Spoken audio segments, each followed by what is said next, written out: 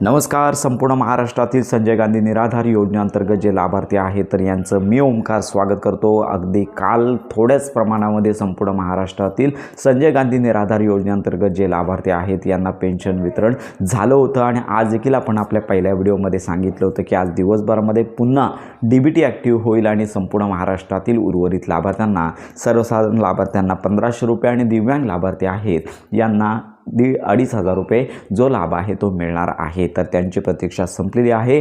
पुन्हा DBT active झालेली आहे आणि संपूर्ण महाराष्ट्रातील जे लाभार्थी आहेत यांना लाभ वितरण सुरू झालेलं आहे. तर अशा प्रकारची ही आनंदाची बातमी आहे.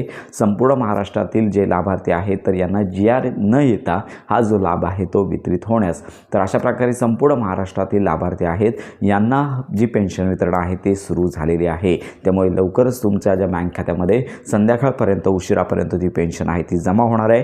तर अशा प्रकारे ही महत्त्वाची माहिती सर्वांपर्यंत नक्की शेअर करा. सध्या तरी थकीत पेन्शन वितरणासंदर्भात सध्या तरी थकीत पेन्शन आहे ती ही जमा होत नाही आहे, कारण का थकीत पेन्शन वितरणासंदर्भात कोणतीच अपडेट नाही आहे. केवळ डिसेंबर महिन्याची पेन्शन लाभार्थ्यांना मिळत आहे. तर अशा प्रकारे ही महत्त्वाची माहिती संपूर्ण महाराष्ट्रातील लाभार्थ्यांपर्यंत नक्की शेअर करा.